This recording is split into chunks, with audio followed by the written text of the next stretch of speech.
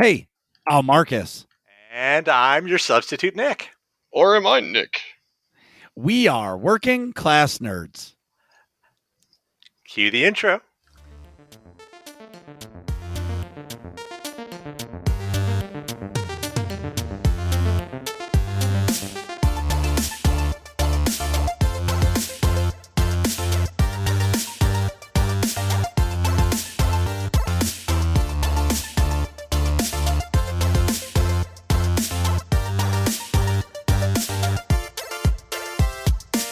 That's right.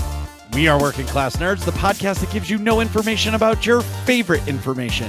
Today is Thursday, September 9th, 2021, and you can find this 121 and Kogus is on the Launcher podcast on Apple Podcasts, Buzzsprout, Google Podcasts, Stitcher, Spotify, and anywhere you can find a podcast in the entire galaxy, maybe even in the multiverse. You can come watch me play video games Tuesdays, Wednesdays, and Saturdays at twitch.tv/MarcusB814.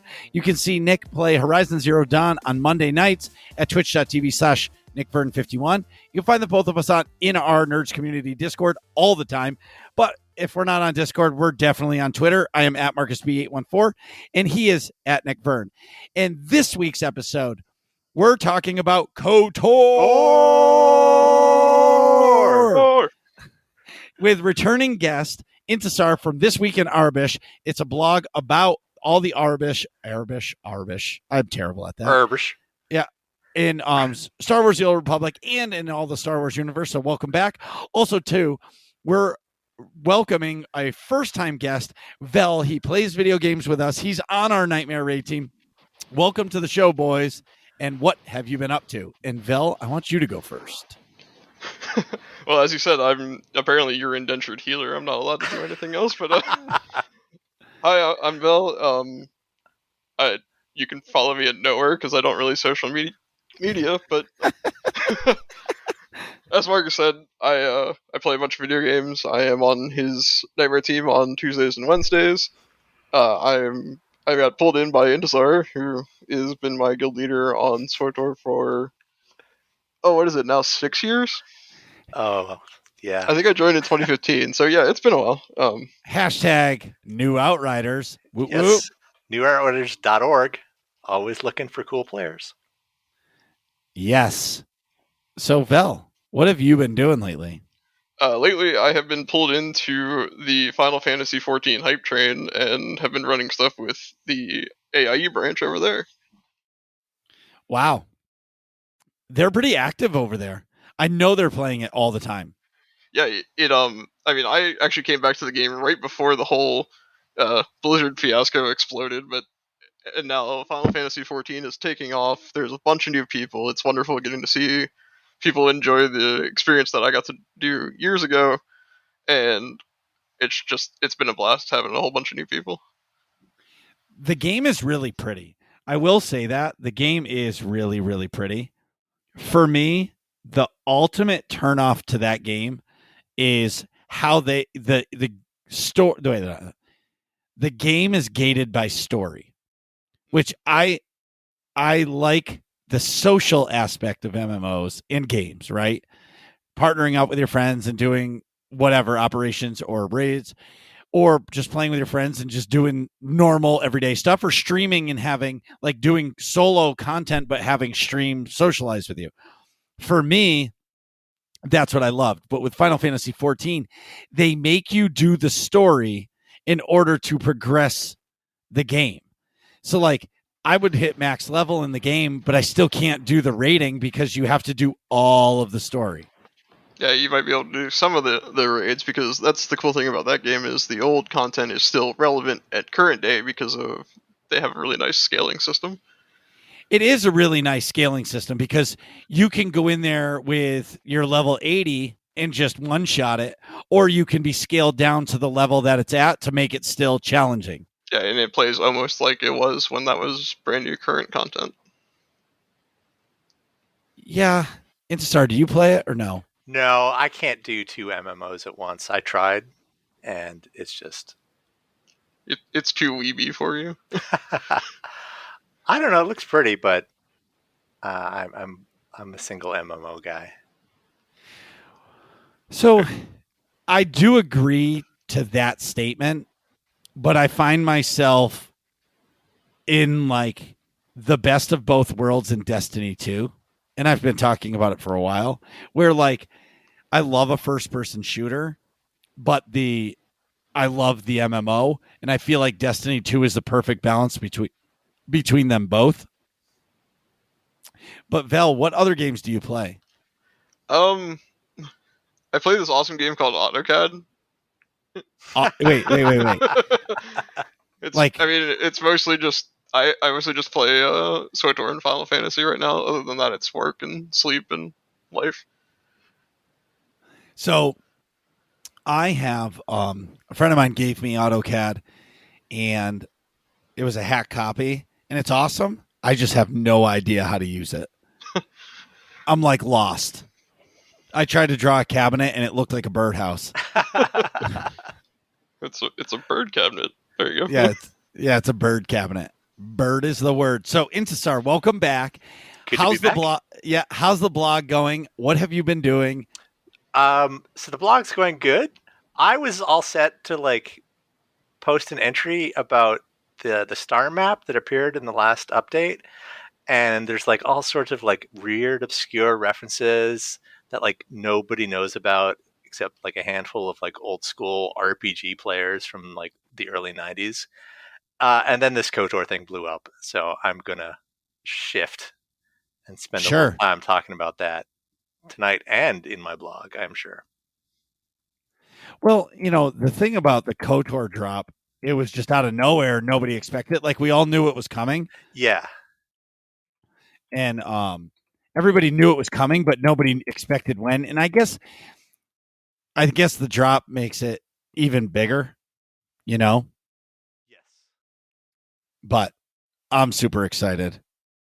And Yeah, I mean, months ago I heard rumors of, oh, we're getting KOTOR 3, getting KOTOR 3, and like, I'm like, that's exactly what all of us want to hear right now, so I'm not going to pay any attention to it until it's We already officially got it. announced, and We now already here got it it. is.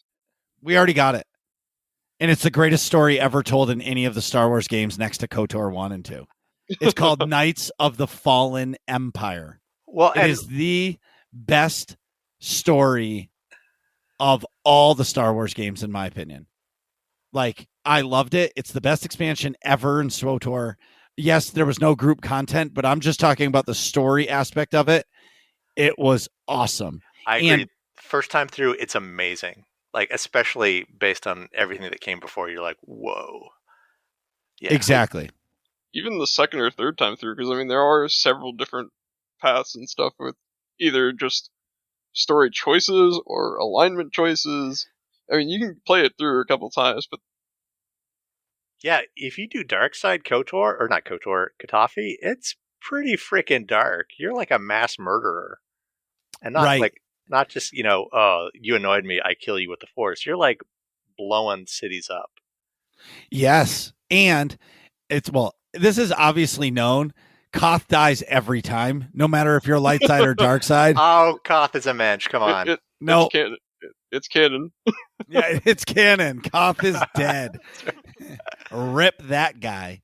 Anyway, well, what have you been doing in game?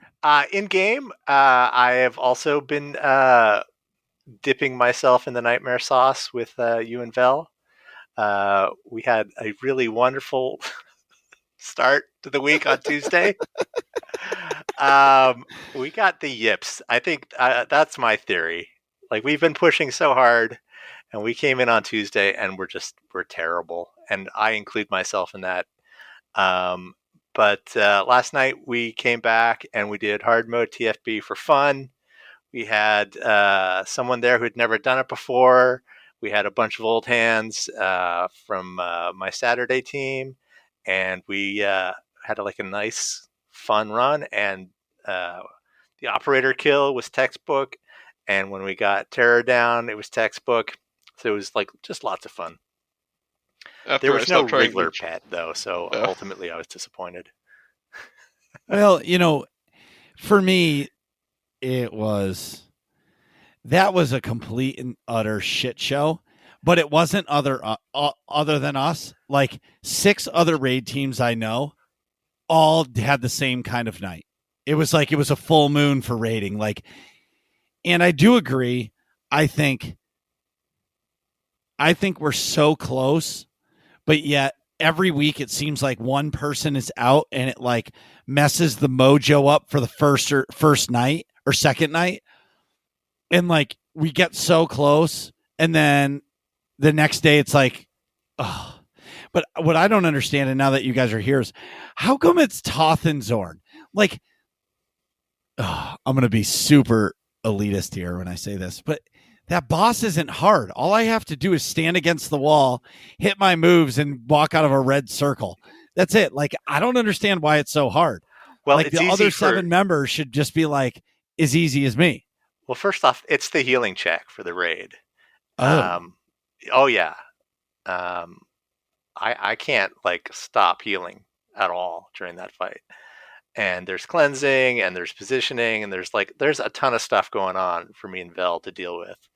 And like if anything goes sideways, like if the melee get hit, they're getting hit hard. And they can get like 2-shot basically in the space of like a global. Not even a global? Yeah.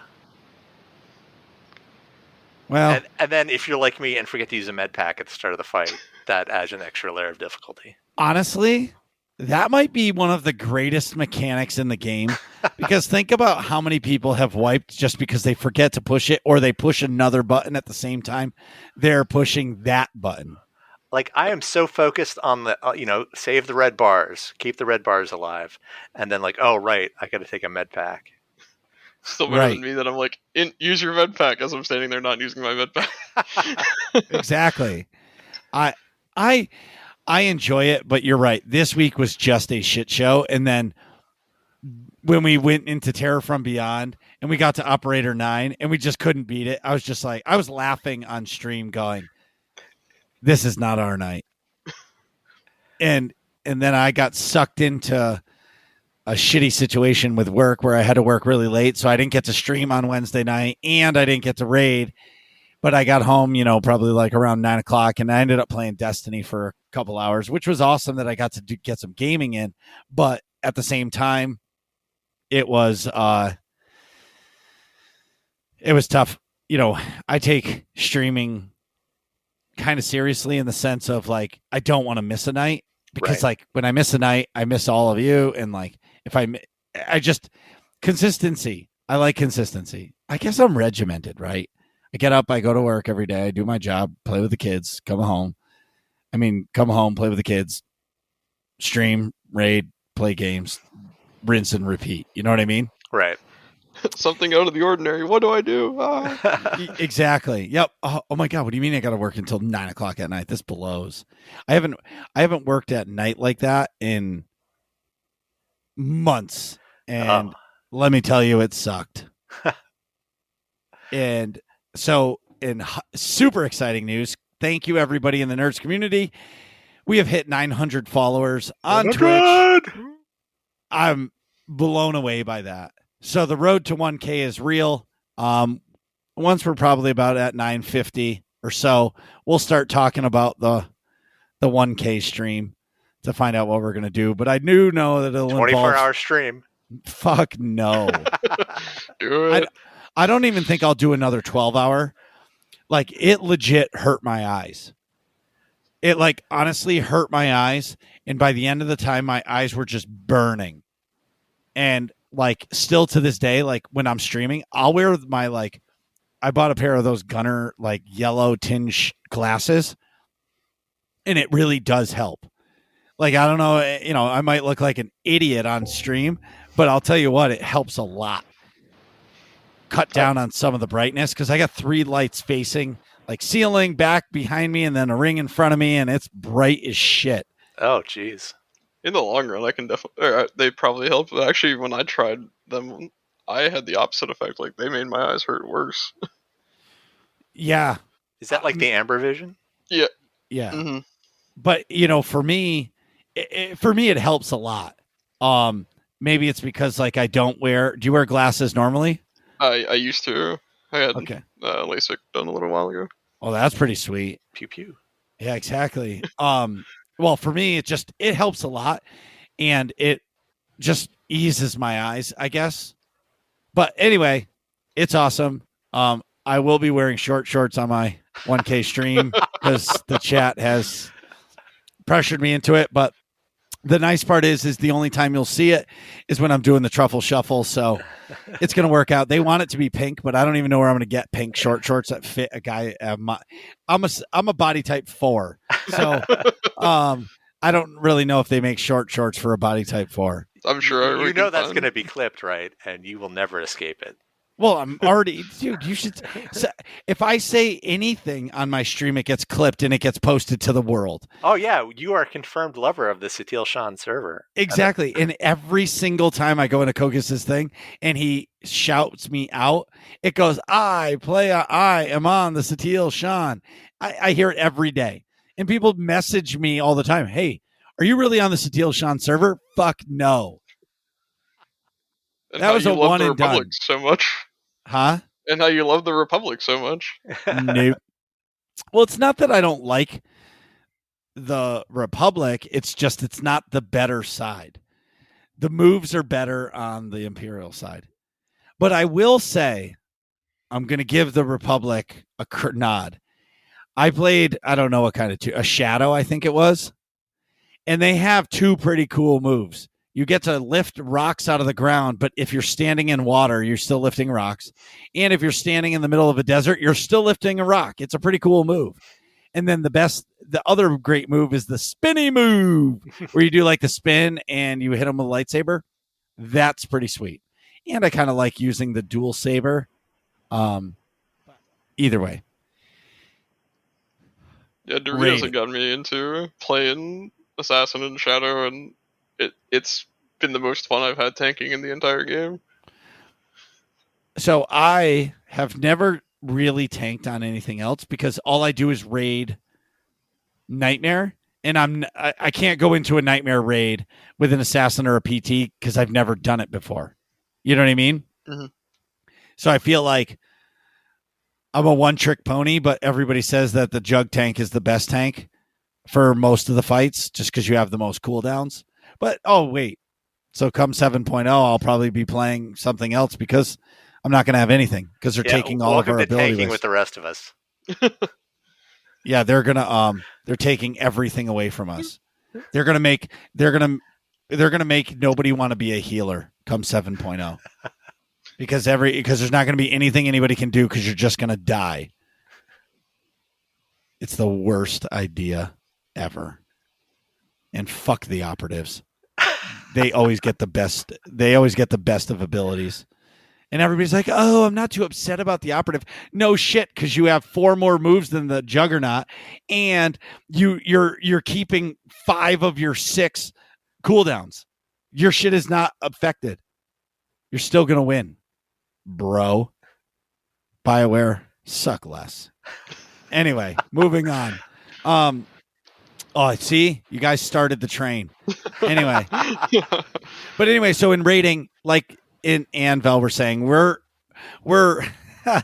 we are progging Nightmare Explosive Conflict. We have been banging our head against this for how long have we been doing this? All summer, I think. Oh, fuck this. And I took a break, so I've missed a lot of it. You know when it's bad when you ask somebody to fill in and they're like, sure, I'll fill in. You're not still on the tanks, are you? And you're like, fuck. Yep.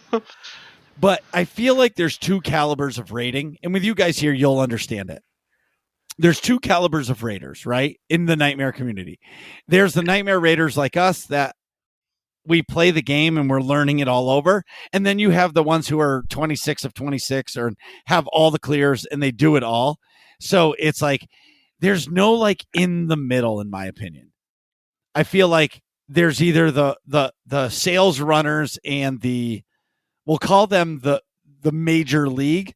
And then we're here in the minors trying to do it. Even though people might have clears, I don't seem to get on teams with those people, or maybe I just don't get along with them because their word of prog is 2 weeks. If you don't get the timer in the first week, you'll get it the second week, kind of a thing. And then there's us still trying to beat explosive conflict.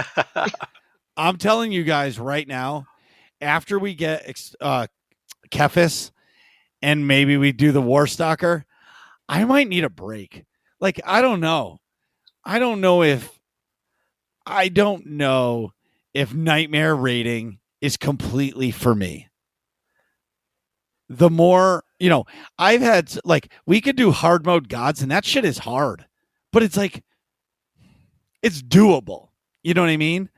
And I feel like Nightmare raiding has such an RNG to it, and it's made up by BioWare BioWare, because they're the developers, to stretch the content to make it last longer.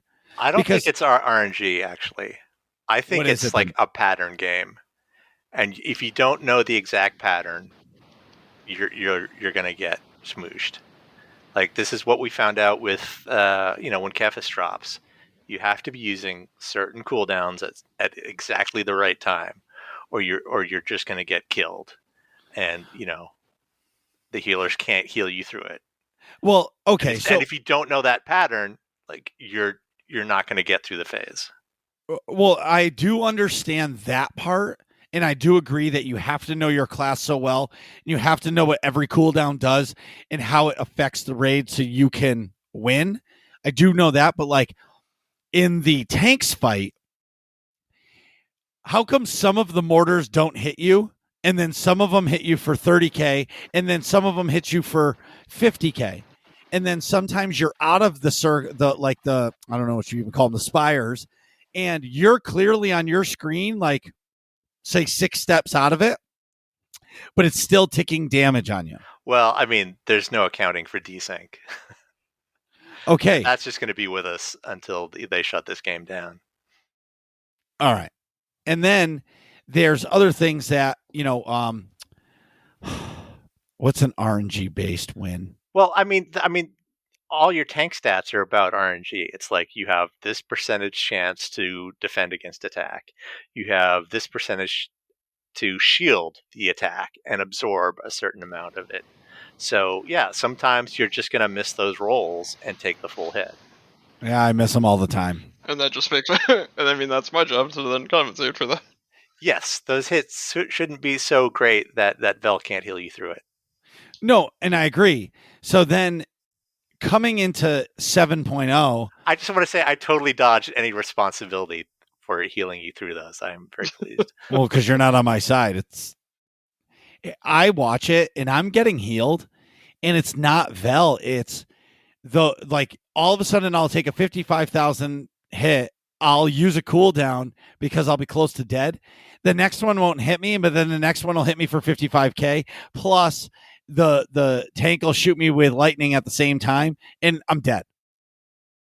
Or I just forget to use my reflect and I'm standing in 5 spires. But still, I just watch you dive right into him and just explode. Yeah. Oops. And in that fight, in the tanks fight, it's definitely I definitely have the hardest job in that fight. Yes. 100%. And when you die and it's your fault, it's like you're the kicker or you're the pitcher that gets pulled in the 9th inning and you blow the game. That's me every time. And SWTOR's like Lucy pulling the football away from you as you're about to kick it. Right. Sorry, I'm mixing too many metaphors there. But No, I get it. Well, either way, so this whole rating talk brings me into something that I'm really excited to talk to you guys about, because I talked to Nick about it and he just gives me the yes, sir. Mm-hmm. Mm-hmm. I'm really concerned with the way this game's going to work in 7.0 in operations. I'm going to just make a caveat. I am very excited for 7.0. This game has been the same way for 10 years. It's getting a complete revamp on how the game's going to work. I am pretty pumped. It's going to feel like a new game. But that is not the case with rating, because you have 11 operations in the game that have grown with the game with the abilities that you have. And now you're going into this new era where there's going to be a lot less buttons for survivability or things that you need to survive. And the developers are taking that out. Some of the stuff out. I won't say all of it. I'll say some. Do you guys have the same concern as I do? I'll let Vel go first. I'm kind of trying to like temper myself with my reaction to the kit redesign. I'm always a proponent for having more options to do things. Like I'm not a huge fan of the idea of removing abilities. Like I definitely understand trying to streamline abilities, maybe lower the skill or the skill floor of entry to get into the game and play it. But when you just remove abilities that aren't used on a regular basis, like a lot of your defensive cooldowns, like someone that just got into the game yesterday is not going to be like, oh hey, I'm about to get hit by something, let me hit this defensive ability so that I take less damage. They're just going to stand there and eat it. Whereas someone that's been playing the game for a while knows how to react to that and be better prepared for it, which is the skill ceiling. And it seems like they're trying to lower the skill floor, and while they are doing that a little bit, they're drastically reducing the skill ceiling. And that's kind of been the basis of my concern.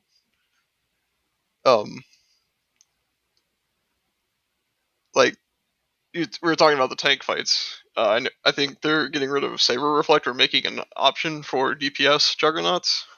Like I know our friend Ven likes to reflect the spires a bunch to add more damage into the fight so we can clear it faster, or even get the clear in the first place. And it's just, is he now not going to be able to do that now? Like, right. Well, they have said they're going to rebalance the fights based on the new abilities. And that's been another slight concern. Like, and I know now they've said that the tank roles, or the tank jobs or what's the term? Disciplines for each of the classes are going to be retaining most of their defensive cooldowns. So this kind of alleviates some of the concern that I had of just like, oh, our tank's just not going to have defensive cooldowns, so that the bosses have to do less damage in like auto attacks and mechanics so that the tank just doesn't explode. So then what's the healer going to do now that they have to heal less? Kind of a deal. That's Right. what. Well, one thing I hear, from these god tier raiders is that they think the healing in most ops is too easy. And so they'll be talking about, I put accuracy in so I don't miss any of my attacks, so I can do extra DPS, and who cares if it affects my healing? The healing's so easy anyway. So, some might argue we're already there. Okay. Those are the god tier raiders, right? So that's the top 1%. I can hear what they say, but that's like the people who stream Destiny 2 and play Destiny PvP 12 hours a day. And they're like, oh, the competition isn't that good. Well, no, it's that you play the game so much that it's just becomes easy, right? But think about everybody else. My concern, speaking of healing, is how are they going to be able to scale the game backwards? And what I mean by that is, how can you scale the game, take an operation that has you using all of your cooldowns and everything? How do you scale that back without it being broken or impossible to clear because they are removing abilities that you need to win the fights? Well, here's the thing. Most of the fights were not designed with abilities that we have now. Like the cheeses that most classes, like every tank has a cheese now. Those weren't designed like Bronte's, her arcing assault. That's supposed to be a tank swap. We've got at least 2 of the tank classes can just cheese that now, so that you don't need to swap at all. And that's not how the fight was designed. So in theory, if they cull all these ridiculous cooldowns that everyone has, we will be getting back to the original intent of the fights. But my concern is, and I do agree, because I can even tell you in the tanks, when the tanks were in Explosive Conflict first came out, there was no cheese. There was no reflect. Yeah, and you were swapping on Incinerate armor as well. Oh, really? Yeah. So now I have to take the other tank? Yep. Oh, that's just dumb. So now I have to worry about double destruction and everything else. And now, oh my God, that's awful. I'm trying to remember how we did it now. I mean, I didn't tank back then, so or heal. I was just sitting there like herder. I do damage. So like I wasn't paying attention. I'll have to go back and look and see if I can find a recording of us doing Nightmare tanks back then. Wow. I didn't even think of that. That and, sucks. I think this is something Vel has said before, is that Nightmare rating is harder now than it's ever been, at least for folks like us. If you've been doing the fights for 7 or 8 years, yeah, they're easy, but like just the skill ceiling just to get into it. Like, imagine if you start a Nightmare team with everybody having no Nightmare experience. It will. I will did not it. get far. Well, I didn't do it with Nightmare, but we did it with hard mode, and it took us 6 months to beat Draxus. We took 8 story mode players who never did Nightmare rating. I mean, hard mode rating, and we decided to do Dread Fortress. And it took us 6 months to beat Draxus. 1 day a week, every week, in hard mode. And now it's a joke. Yeah, so, again, this might bring us back to a situation where the fights are being done as intended. You don't need to be a god tier raider to get into it, at least for hard modes. I think anyone can get into hard modes if they have the gear and are willing to spend a little bit of time. But, I think it's really hard to get into Nightmare rating if you are not getting into a team where, most, if not all of the party members know the fights already. Well, shout out to Doritos, because he herds our cats very well. Geez. Like, I can't do it. I don't know the fights well enough to do it. And, for me, as much as I agree with that, my solution to this is on day 1 of the expansion, they should take out every Nightmare raid. And they should release 1 raid a month or every other month and have them be retuned to the new SWTOR. Make the content new again to be able to clear it. Because I don't believe when it comes out, it's going to be too hard, because they've removed they've removed everything, and they can't. How could they ever balance that? I bet they go the other way. I think everything's going to be too easy at start. See, I do not, because they haven't even. Okay, so we're September 9th. This is where I'm really, and maybe I am 100% software development, video game development dumb. I'm a cabinet maker, right?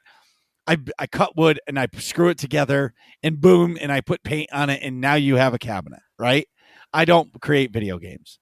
But it seems to me if the PTS doesn't even have all the classes that they're changing on it, there's not a chance in hell that in 2 months or 3 months, they're going to be able to have all of the operations tuned for the new gear tier and level scale.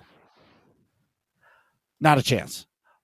Well, I'm sure that there's development stuff going on behind the scenes, but yes, I mean, I love the people in Austin at BioWare, but no one's ever lost a bet, betting that something was going to be late from SWTOR. So yeah, well, any game, right? There's only one game on this planet that is not late, and that is Final Fantasy 14. It's just this is no direct attack on our friends in Austin. We love the game, but us being concerned about what it looks like in 7.0. Again, I'm going to bring it back. Just shut off the nightmare raids for the first month and then put EC and TFB on after a month. Get the bugs worked out, scale it, and then release it. And now here's the magic question. And this is going to be one of my questions to BioWare. When 7.0 comes out and there's the new operation, right? That's going to have a story mode and hard mode on launch. Yes. Nightmare will come later. When Nightmare comes out, they'll nerf the hard mode version, which I'm letting you two know the day that op comes out, or no matter what op we're in, we're out. We're going to that op because I want to beat it on hard mode when it first comes out, so I never have to hear from anybody, oh, you beat gods after the nerf. You know what I mean? But what I'm saying is, here's the question. Is this new operation being built from the start with the less abilities, or was this created being a level 75 with all of our abilities? It's being created with the new abilities.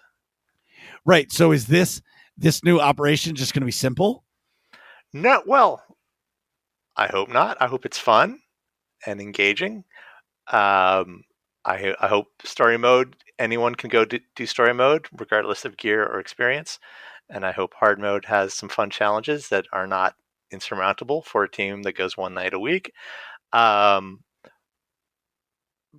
I think we are going to get a lot of like Final Fantasy style, telegraphs. And you see this in WoW as well. Like a lot of the fights have things to avoid. So there's like maneuvering, running around. So it's not going to be about, all right, I need to hit my Saber Reflect at this point.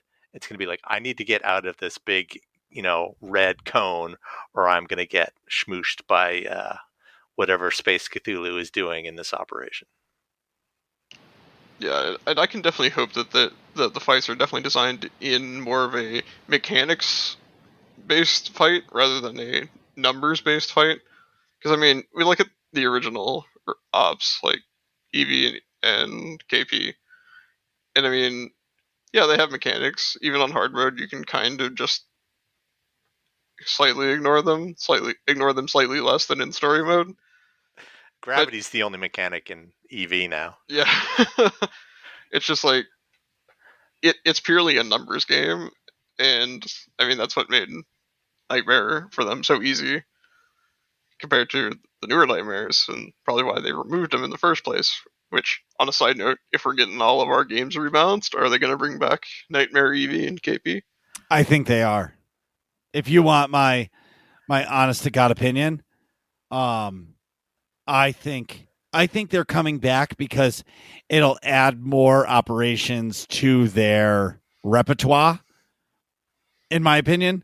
Because I feel like if they change them and they make them a little bit harder, believe it or not, like hard mode KP and EV, it doesn't even count because it's not hard. No, anyone can do those. Like we did it with what, 6 sages? Yeah, we did hard mode EV with nothing but sages this summer. Right, and it stinks because that's what I'm talking about, the scaling of the game, because you have EV and KP. So if you're a story mode raid team, you're like, let's do hard mode. And now you go into hard mode and you clear EV the first night. You're like, whoa, all right. And then you go into KP and maybe you struggle a little bit on the droid and everything is just a little bit harder. And, you have to do the interrupts on Jargon Sarno, all that stuff. And maybe your team wipes a few times, but at the end of the day, you win. Then what's the next one? EC, and you don't get past the jump in Toth and Zorn. Oh, well, I wouldn't do EC next. But that's the story. That's the release schedule. Well, I mean, let's be realistic. Yeah, but if you're a new team that doesn't know and you follow story order, that's the next one. Right. Well, I think if you want to do hard modes, you are committed to doing some research. And, I think one of the first things you'll see is that, S&V or TFB are a good ops to start for hard mode. See, I think, well, yeah, I guess because Operator 9 is really tough. Yes, but that's like a really good test. Like once your team, sinks and like gets those mechanics down, it's like it's a great feeling. It's like, oh, okay, And Styrac is near impossible for a new team. yeah, it's a pretty tough DPS check. At least, definitely starting out. Yeah, it's got a bit of a dance, but then yeah, it's got that big DPS check. And But if Right. you're like, I assume I don't know what they're gonna do with gear scaling in Legacy of the Sith. But if you've got whatever the new version of 306 is going to be, you will outgear the instance, and that will help a lot. Well, it's not going to be level scaled. You're not going to outgear it because it'll all be, I mean, it will be level scaled. So you'll be outgeared, but it won't matter. Right, but like when I was raiding hard modes during Hut Cartel, we needed the gear that the boss dropped. I see what you're saying. Yep. Yeah, and nowadays nobody needs, like, unless a piece of emergency power drops in Duxon, nobody cares about any of the drops. So it's a really big difference between what I'm used to, or what I used to be used to, and how it is now. So speaking of that, how do you think gearing should work in the game? Oh man, that's a tough question. You know what? I like walking into a raid with 30 stacks of Veteran's Age. It takes a lot of the stress off. It just means got to get the mechanics right, and everything else will go fine. And I'm only doing, my hard mode team goes one night a week. I like that we do what we can in one night, and that we don't have to deal with gearing takes a lot of the sort of the hoops that you have to jump through. Like I was just saying a second ago, when I first started out, we were doing TFB hard mode, and back then the only source of underworld relics that were good was the Dread Guard. And so once a week, somebody would get their underworld relic of Serendipitous Assault, and that would be a huge upgrade to their DPS or healing. And as we're working on Operator 9, just every week we'd get a little bit better because somebody would just get their relic. And we could just skip all that. Everyone's got their gear, everyone's got their relics, and now we can just go and learn the fight. Hoping that you can win your relic this week on a fight that you've got on farm, it's not real exciting, if I'm being honest. Like, especially if you lose, it's like, all right, well, maybe next week. no, that constant, like, calling back to RNG, that constant level of RNG, and then WoW got too ridiculous because there was like 3 or 4 levels of it. I mean, that's ultimately what got me to quit playing the game, because like I just don't have the time to run something over and over and over again to hope that I have a chance of getting a piece of gear, hope it has the right stats, hope it's the right item level, hope it's the right socket. Like, yeah, I think gearing is the least interesting part of the MMO experience. And which is why I love how SWTOR just throws loot at you. Like, you're going to get everything you ever need at some point, just from playing the game, and then you can just play the game and have fun. Like, unless you're a Vanguard tank. Unless you're a Vanguard tank. But like, outside of me just like coming up with like cheesy strats like tank sage, like I haven't gotten a piece of gear to upgrade myself in months, but I don't care because I have what I need, so now I can play the game and have fun. But I'm just, I guess, let me rephrase my question. Would you rather the gearing in the game be the way it is now, where you just earn your gear with everything you do and you get to max gear level? Or would you like to go back and have the 3 tiers of gear where if you just do story content, you're going to get to 300 gear? If you do hard mode, you get 306 gear, and if you do nightmare, you can get up to 312. I'm going to Or say, do you like the everybody can earn the best gear in the game and feel like they're the best of the best? yeah. I mean, having the best gear doesn't mean you know how to play your class. You know, I'm an example of that. if you use Group Finder at all, you've seen this. You know, there are people with like in best in slot gear, and they can't. You know, they can't do 12k DPS. And you're like, why is this boss still alive? And because they're just doing basic attacks, they don't know how to do their rotation. They don't understand the priorities.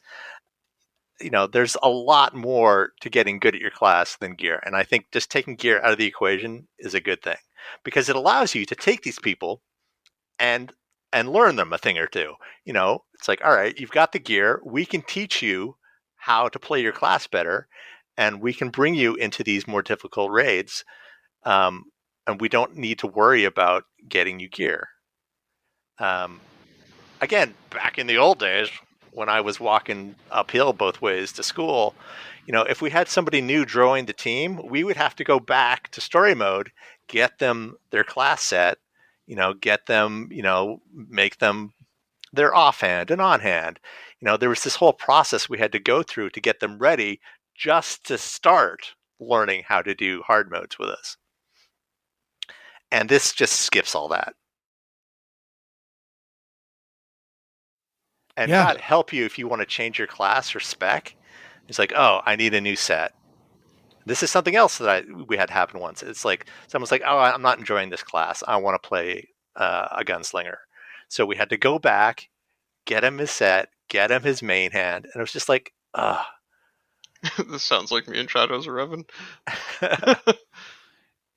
And I guess for me, I kind of like the gearing system now. I think there should be things to chase, though. I disagree. Oh, you disagree? I disagree. This is not a popular statement at all.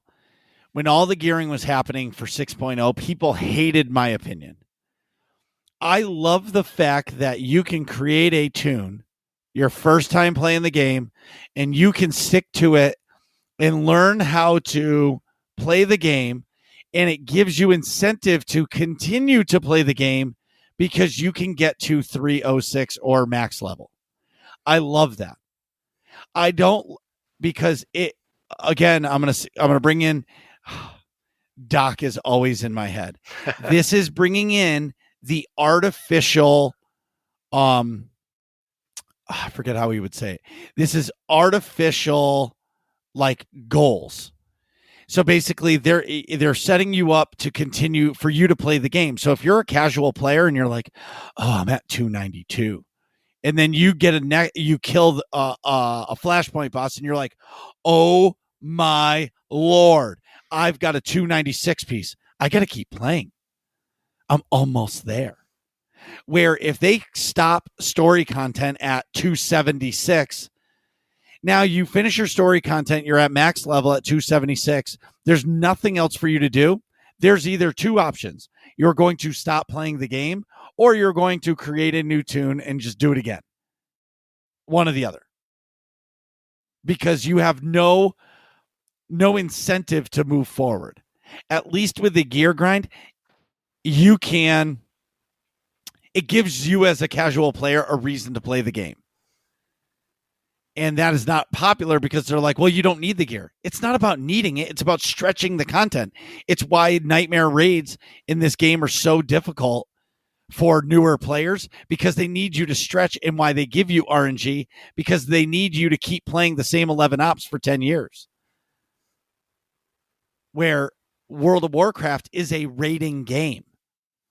They create their bullshit story, and people only play the game to raid.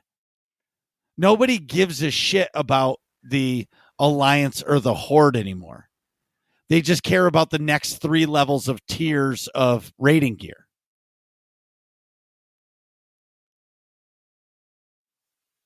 And then you go, and I'll keep going.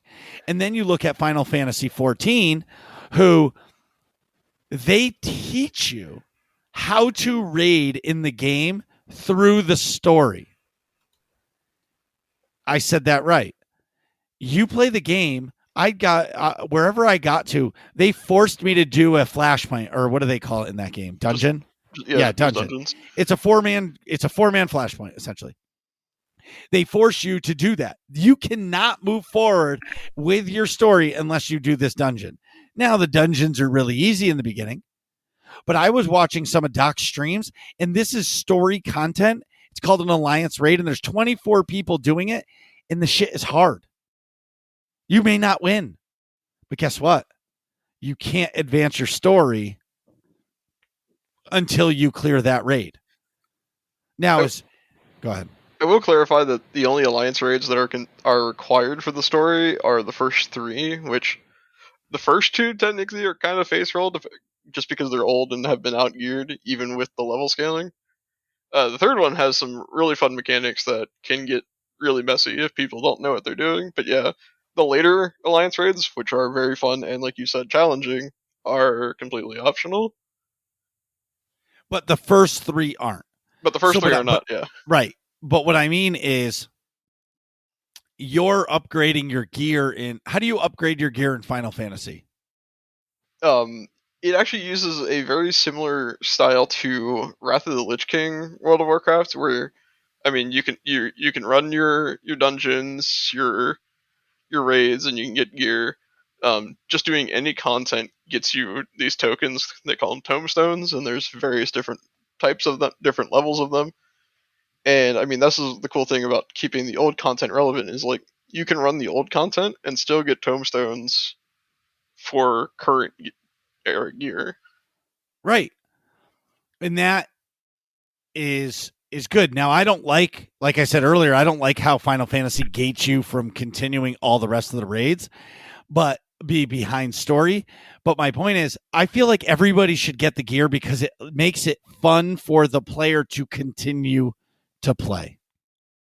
Oh yeah, like I can go on there and anything I do, I feel like I'm making some progress on my character.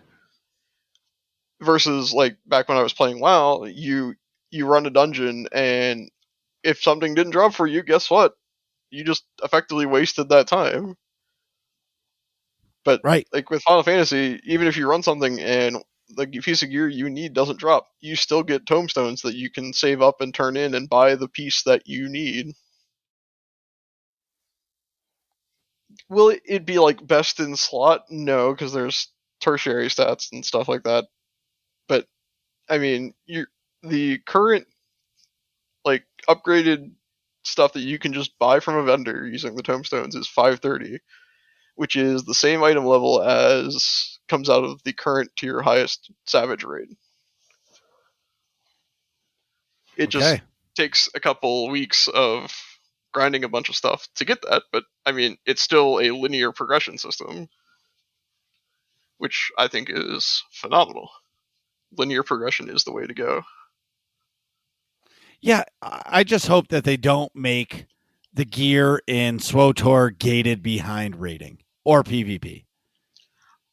I think there could do like a bit of a hybrid between how loot was kind of way back in the day in 1.0, where there was different tiers that got gated behind each tier of the raids. And then like a hybrid with what we have now, where you still have those tiers of progression. So you don't just hit endgame, you're at 306, and then you're done progressing. So that way there is still some reward for completing the raids.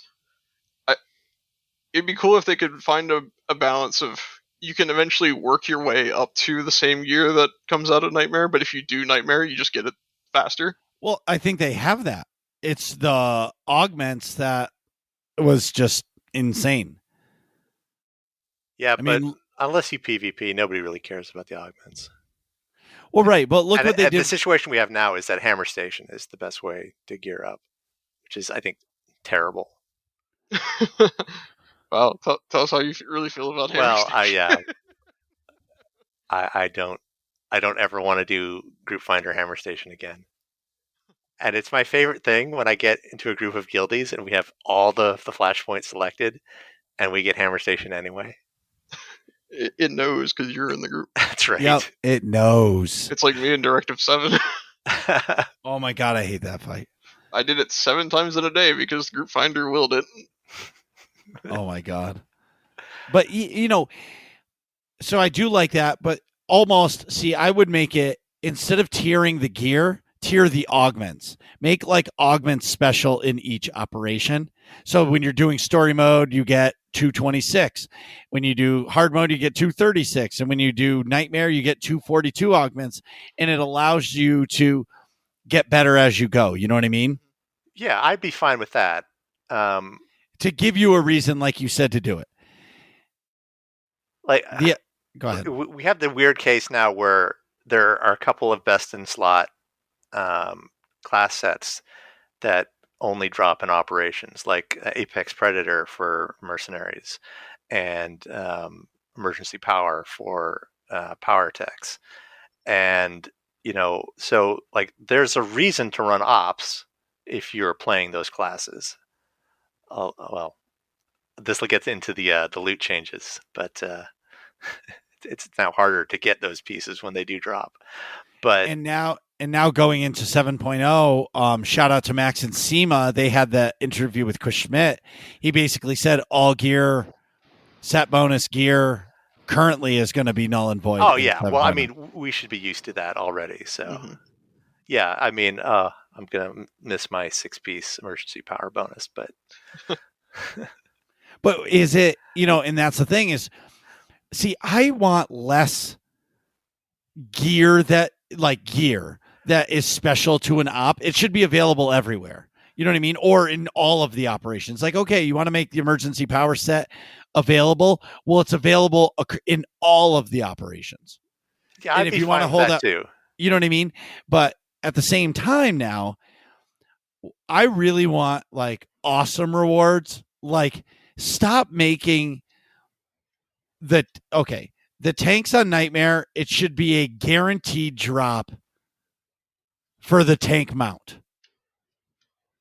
It's weird. Some of the ops mount drops are like very low percentage. Like we haven't seen a tank drop yet, right? No, never. But you know, like the wings are 100% if you beat Nightmare Bronze. That's what I mean. Well, in the interview that we do with BioWare about the operations, that's going to be one of the questions for sure. Like, why not make all those awesome mounts more available? Yes. And I think and across the board, I think the rewards from operations, even if they're just cosmetic, there need to be more. Like a lot of, you know, nobody cares about the speeders from EV and KP anymore, right? Well, that's not true. I 100% disagree. During mandatory fun night with AIE on Tuesday nights, there's people all the time that have never been into EV. Yes, I mean that's great. But, you know, I've been running, you know, EV and KP since launch.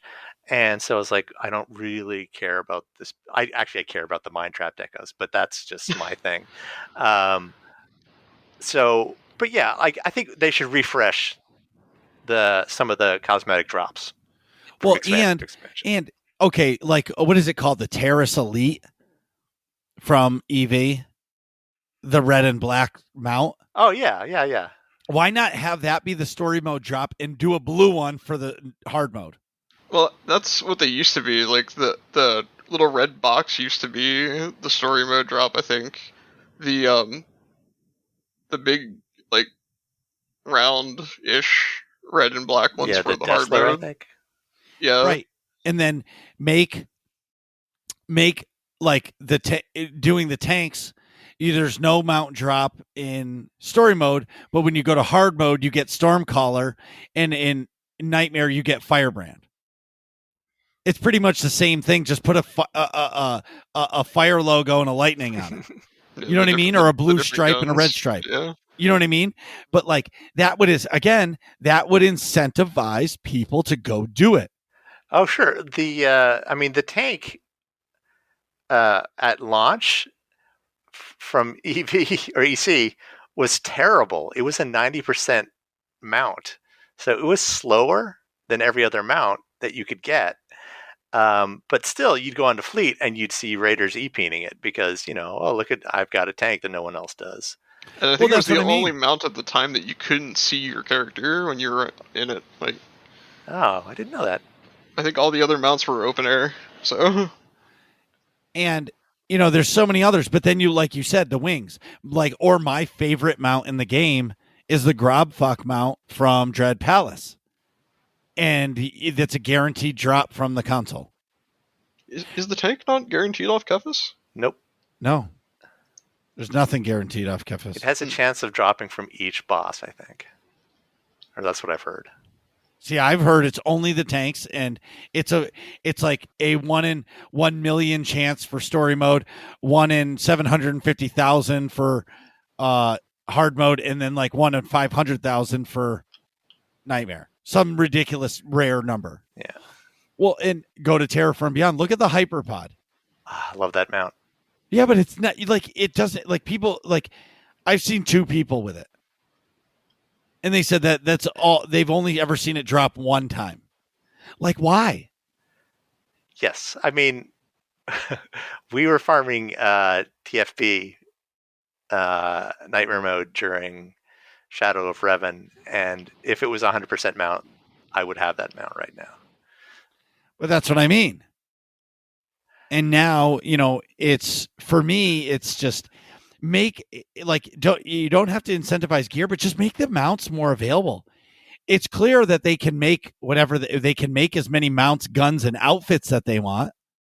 So why not just or not mounts, droids like the free pet droids, right? It's just a reskin. Throw some different colors on it and say this is the Nightmare tank, this is the hard mode tank. Slap a blue and slap a red, call it a day. Yeah, there aren't a lot of like cool cosmetic mounts anyway from hard modes. But they should. Like, yes. Look at the Corruptor blade. Those are probably the coolest weapon in the game for me. And I earned those because I don't think you can copy them. You cannot. Exactly. Yeah, if you've got a Marauder and you want to, you need to kill Corruptor Zero twice. And not have a group full of people that want it.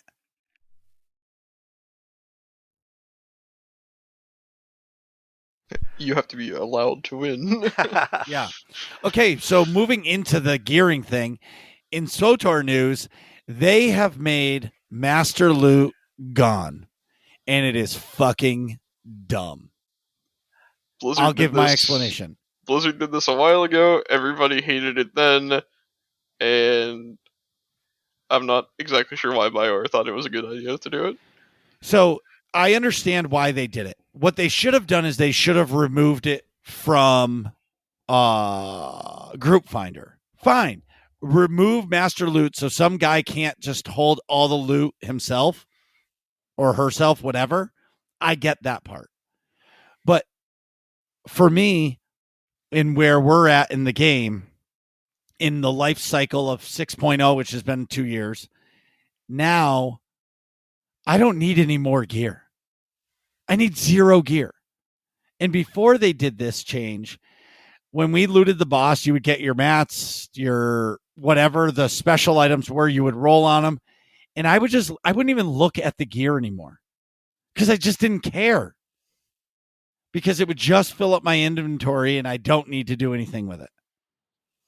So now my inventory is getting full every operation because I'm getting gear that I don't need.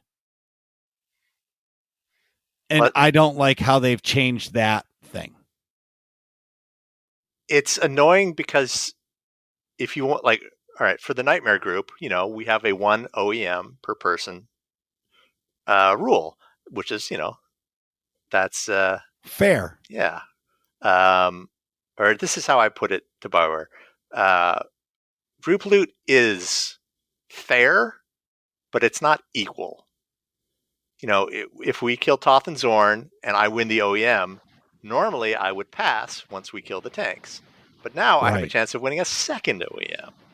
And it's the same chance as everyone else. And that's not equal.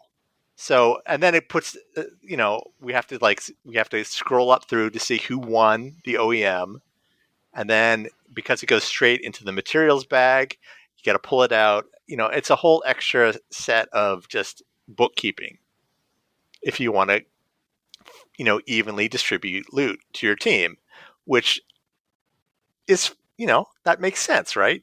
You should want everyone to have an equal chance at all the stuff.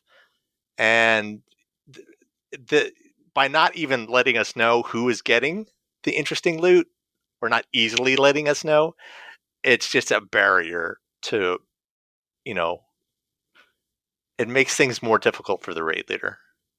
And like Doritos is just annoyed with it, and we're just doing hard modes, and I don't really care. But like I want folks who don't have decorations to be able to get the decorations that we do see drop. It's like if you don't have this mount, absolutely you should be allowed to roll need on the mount. And the new system just kind of takes that all away. And then we're not even getting into the whole 10 stack Dreadtooth debate. And yeah, because you know how that went. And it's just, I love that fight. It's actually tough. Yeah, I love the fight too. But it's like, you invite the wrong pug, and suddenly it's like, oh, we got to do it again because he won't give up the amulet. It's and you especially for 10 stack Dreadtooth, where you need just tons of people, you should want to invite all comers to get the achievements, to see the fight. And this, it's like, well, if we don't know who's going to get the amulet, we got to be careful about who we invite. And that just makes it more annoying to organize. And it's not like 10 stack Dreadtooth is an easy fight to organize anyway. You need to get all the essences, you need to get the full group, you need to explain the fight, you need to beg your DPS not to kill themselves during the fight. And, there's a lot that goes into it, and it's perfectly reasonable that the person who does all this organization should have a say in who gets the amulet, which you need to do another fight, which requires a different set of organization. So, and then just throwing out the loot willy-nilly seems silly to me. It's fair, but it's not equal. What do you think, Vel? I'm just staring at my inventory full of pets and decorations that I don't really want, and wishing like it would just give them to other people. No, like on I think it was last week when we killed tanks. I got the Stormcaller decoration, and of course I'm like, hey, does anybody want this? But I mean, no one else does, so I ended up just selling it. Because like, I mean, I still need to get around to decorating my fleet stronghold, but like player housing, I'm not a very decorative person, so that's not one of the things I'm interested in. And then when it comes to pets, like I have the pets that I want, and so I don't need anymore. But now it's like, here, have this. I'm like, but I don't want it. I guess what we're trying to say is we hope that they roll back some of this, and I hope it just pertains to Group Finder. Yeah, the one change I would say for Group Finder is for tacticals and set pieces. They should go to the people that match the class.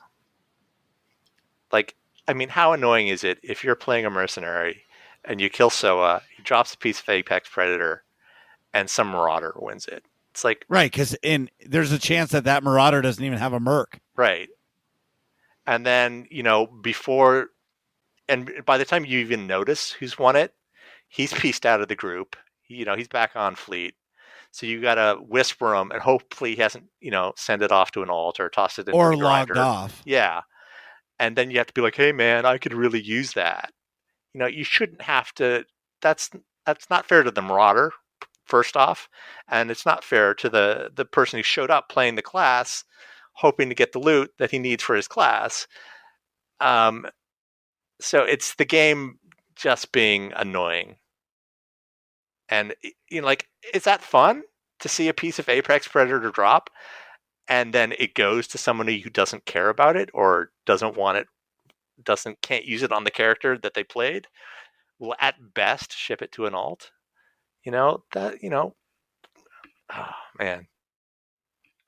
Essentially, they need to fix it. It's just that simple. Yes, and hopefully this is like we're beta testing it for them now. That's the old joke about SWTOR. It's like we beta test everything for them and then they fix it 6 months down the line.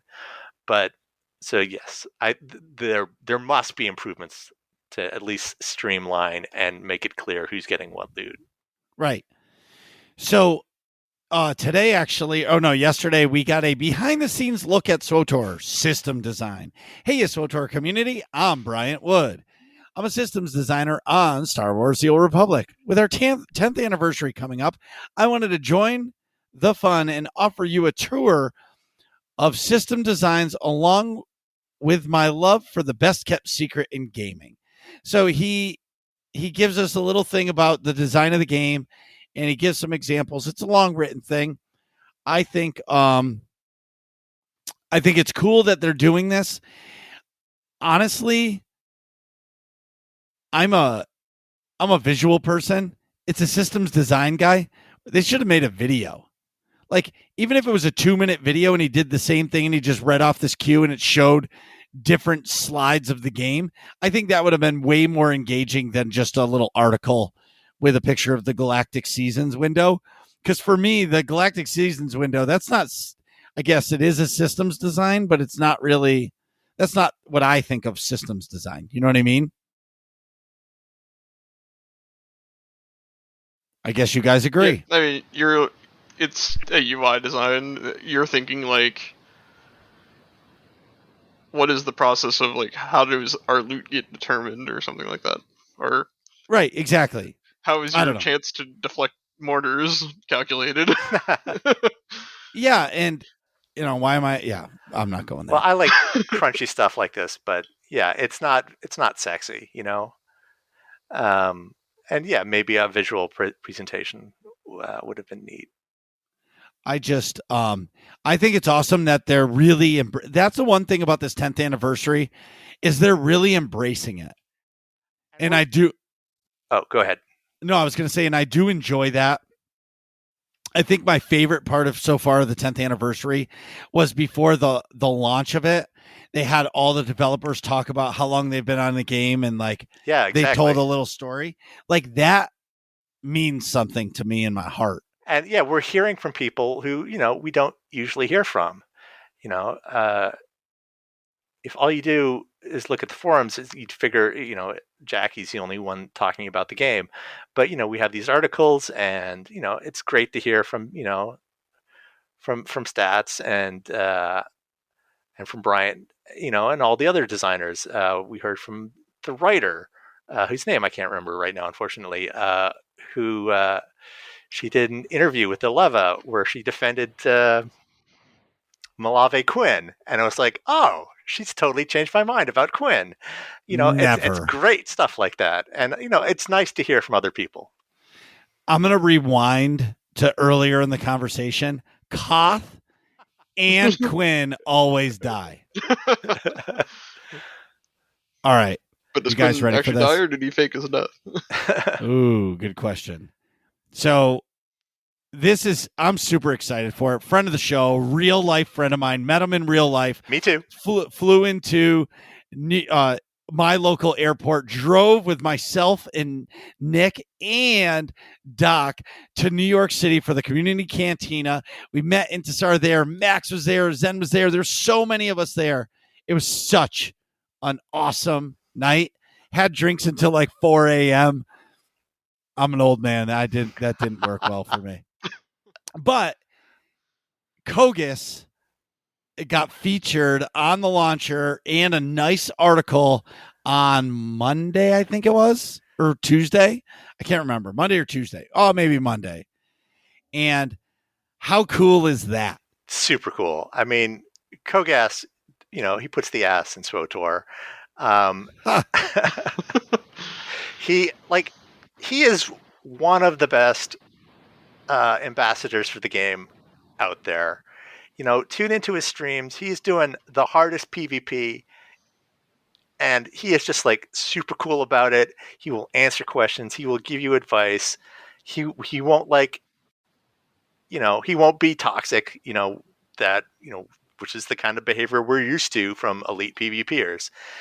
He will show you what he's doing. He will talk about what he did right, what he did wrong. He wants people to PvP, and there is no better person to like dip your toe into this world with than Kogas. Like, put his streams on, check out what he's doing, and if you think you can do it, give it a shot. And like he says in the article, if he could do it, you can too.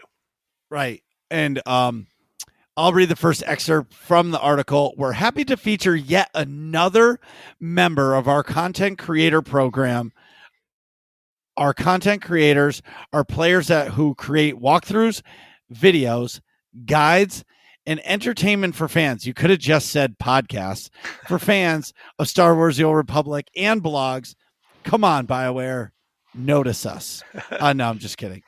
So for this installment, we chatted with Twitch streamer and awesome YouTuber Kogas to talk about his journey into streaming and hosting PvP tournaments. So he just did a PvP tournament. I watched it.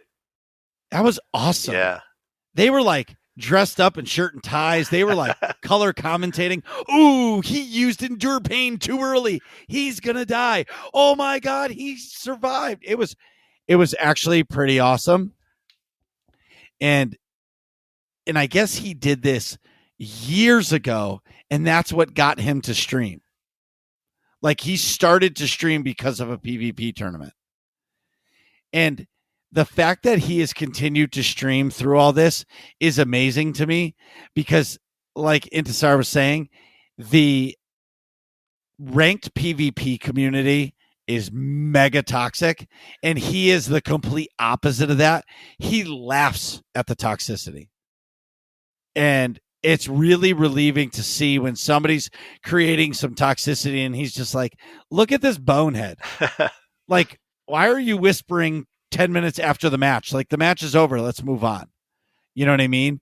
And I would say Kogas has single-handedly helped facilitate get rid of toxicity in ranked PvP. I don't know if he's gotten rid of it, but no, he's gotten rid of some of it. Yes. I should say.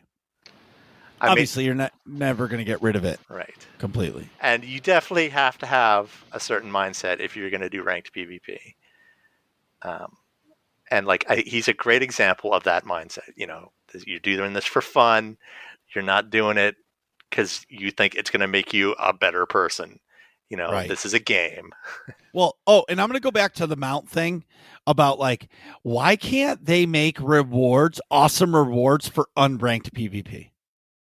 Incentivize people to do regular PvP by making some cool rewards that you can earn. Just make skins of other mounts and sabers. So like, even if it's expensive and you need to play for a year to get the saber on unranked, but why not make that? Well, they used to have some pets and some mounts, but they haven't added to it, since launch. But incentivize people to do regular PvP, and then eventually they'll want to try that's ranked what Galactic PvP. Seasons is doing, I think. If you get your unranked daily objective, well, got a queue. Oh. Unless you re-roll it into Galactic GSF? Starfighter. Yeah. Or if you just flex on the peasants like Marcus did. That's right. I was going to say I didn't do any of that. And well, let's dive in. Man, this is the show that I've been dying to have with two of my favorite people to be able to talk about. We haven't even gotten to the good stuff. No, we haven't. But my question is, what did you guys think of Galactic Season 1?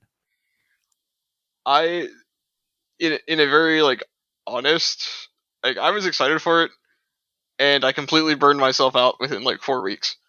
Because I was getting on every day, doing my dailies, knocking out my weeklies. I was cutting edge on the very end, or the very front end of progression for it for the first 4 weeks, and then I completely burned myself out. But looking at the changes that they've posted about what's going to happen in season 2.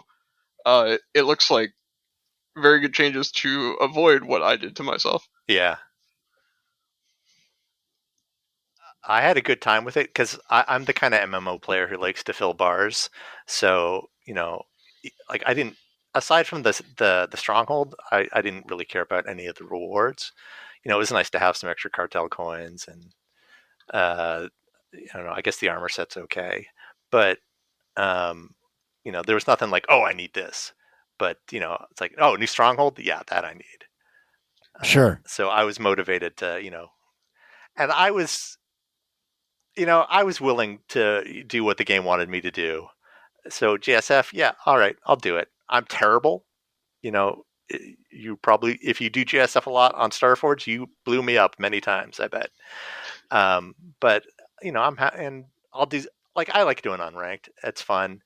And as long as the only objectives I didn't like were those kill 75 bugs on Balmora or Osis. It's like, I hate Voss, where you have to reset the instance on the heroic quest. Right.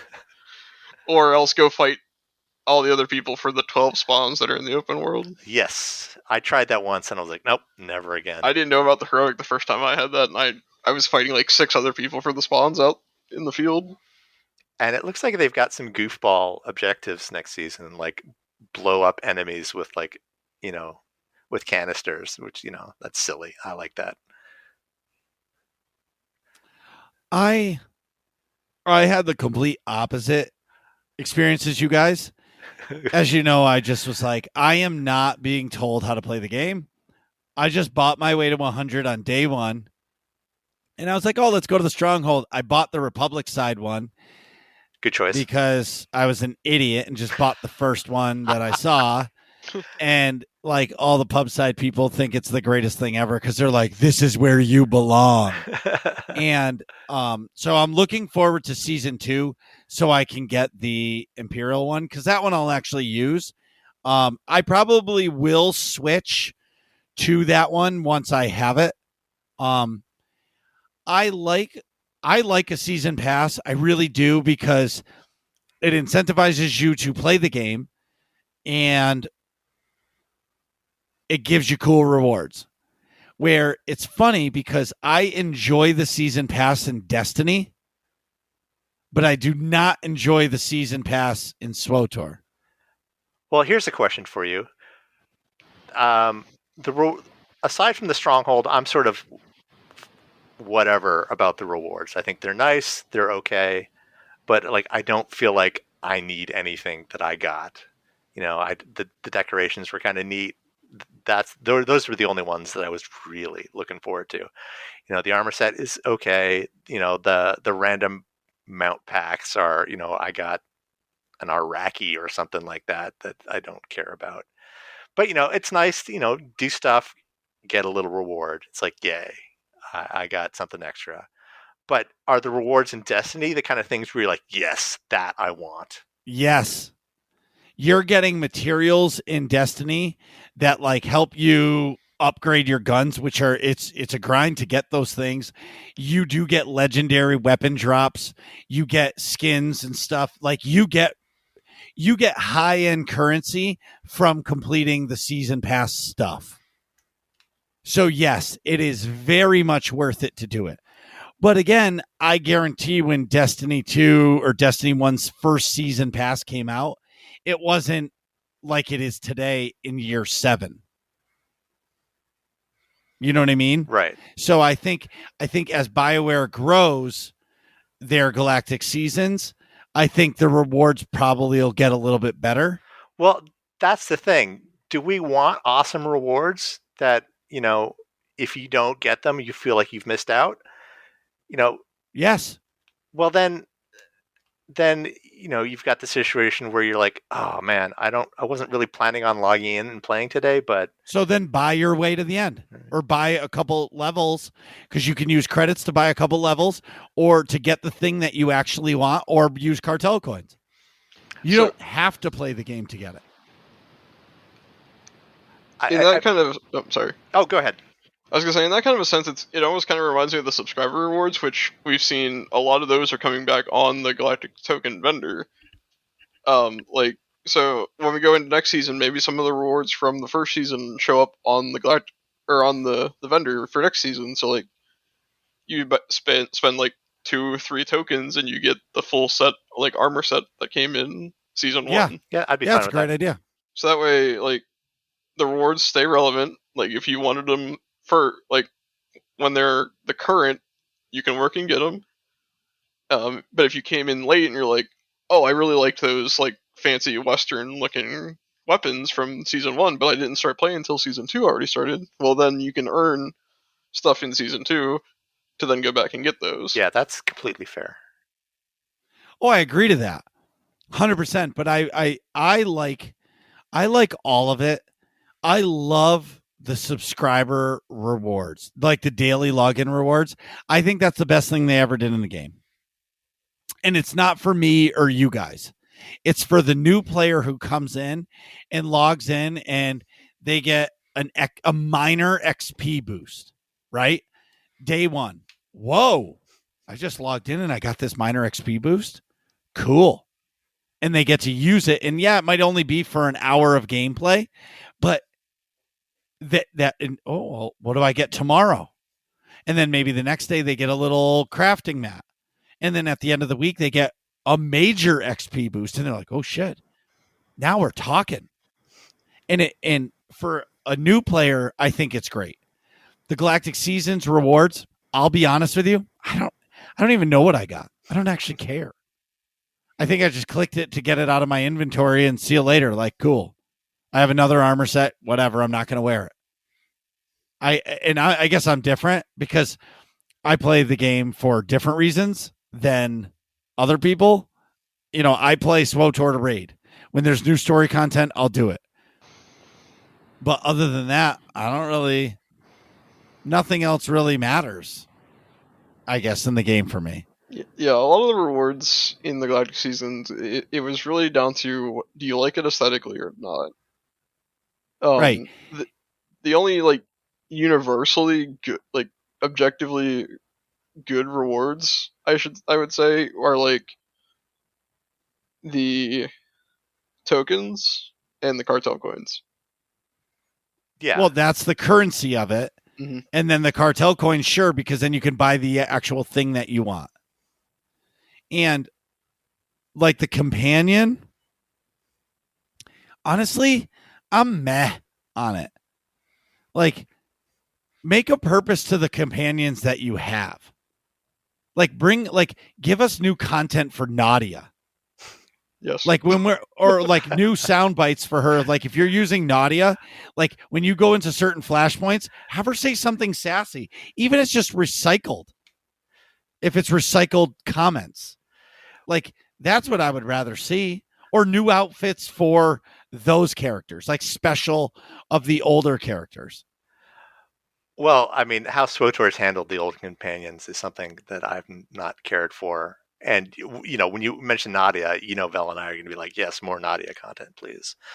But yeah, like, unless it's, you know, Lana or Theron, you know, there really aren't any other companions they care about.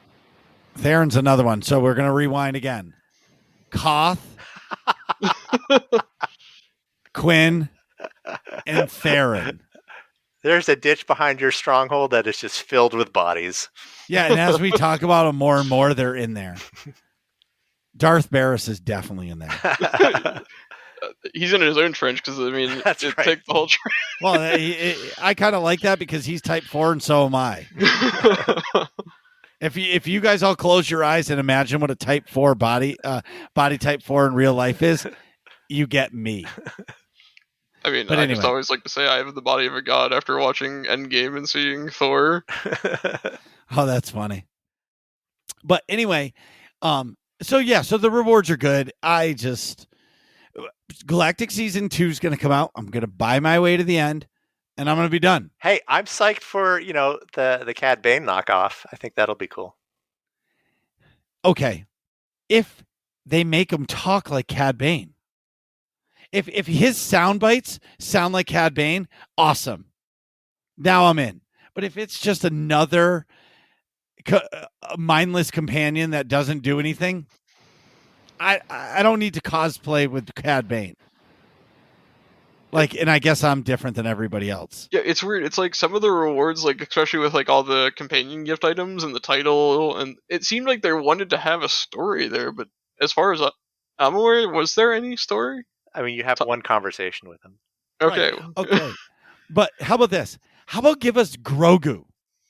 If fucking Fortnite can get Grogu in The Mandalorian, we're a goddamn Star Wars game. Give us a Grogu. Like, they gave us a Grogu in the season pass. This game would be endlessly popular. Like, there would be probably 100,000 more subscribers for at least a couple months just to get Grogu. I don't know who it is. Maybe it's somebody at Lucasfilm was like, no, you can't have Grogu and SWTOR. Or, maybe it's Keith who hates Grogu. We don't know. But yeah, for some reason, they don't want Baby Yoda in SWTOR. Well, I don't understand why. And you talk about things that will make the game grow. That would make the game grow.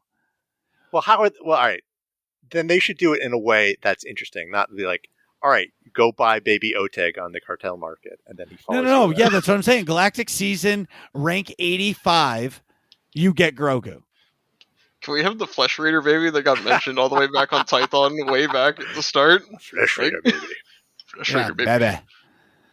I found that baby on Ord Mantell. You like? Yeah. But that's what I'm saying. So it's we'll see what happens. I would put it at like level 100. Like if you perfect. If you want your Grogu companion.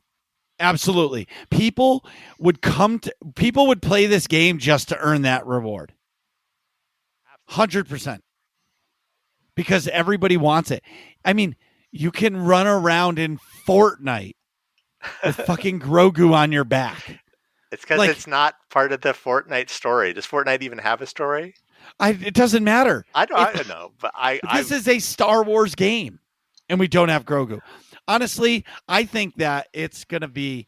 I think we're getting Grogu, personally. Like, here comes the tinfoil hat that I said that was not coming tonight. Well, they keep teasing us with the data mined pram, but, who knows?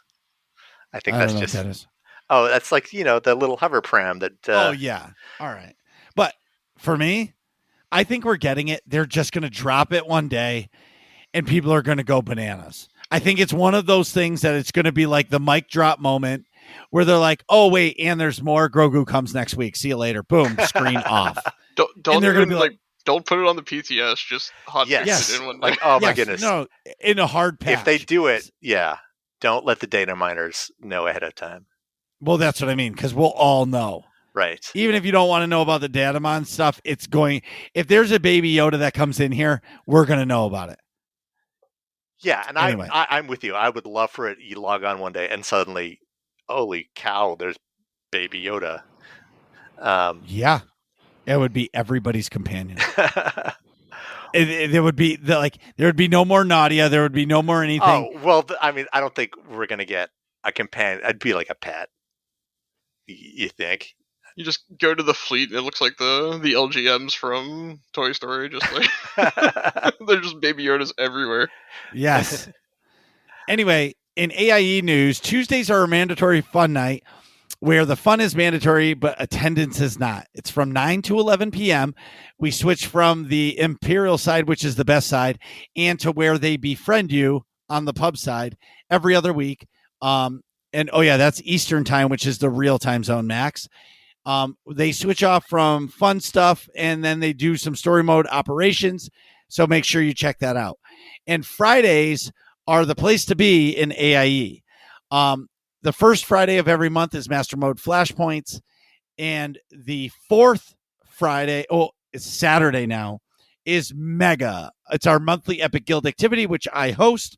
I had to move it from Fridays because my Fridays aren't guaranteed that I'll be able to play now. So I moved it to Saturdays because Saturdays is a stream night. So now I will be streaming our Megas, which in turn will allow the groups to be bigger because it'll essentially be an almost always open invitation, depending if we have enough room from guildies, because obviously guildies will have first right and refusal. If all this sounds fun to you, go to aie-guild.org. Top right-hand corner of the website will get you our Discord link. Please come over. Check out all the games that we play, because we play so many games, and whether or not you play SWTOR or Final Fantasy 14 or Destiny 2, there are games that we're playing every single day. So today, we got a mega drop. Mega drop in the PlayStation Showcase. My anger was flared. But what are we going to talk about today? They're making a KOTOR remake. Holy cow, abunga. Okay, rapid thoughts. What did you guys think as soon as you saw that?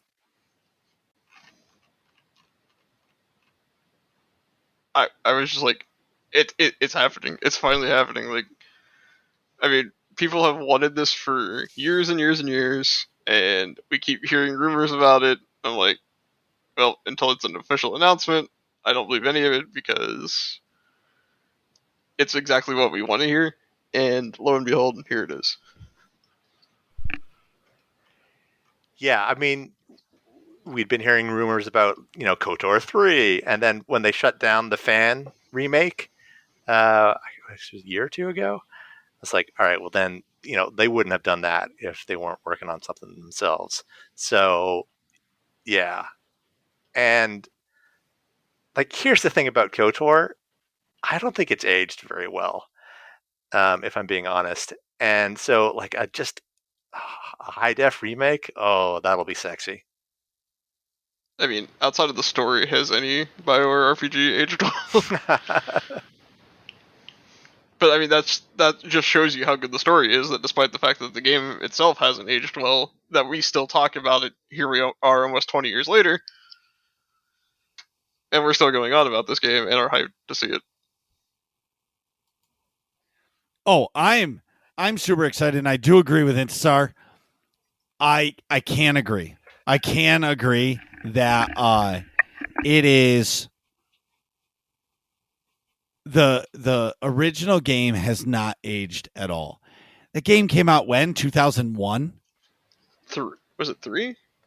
I'm not sure about the first one. I mean, I was late because I'm kind of a Zoomer, not really actually officially a Zoomer, but comparatively. So like, I didn't get into the KOTOR games just because I was so young until like 2010-ish.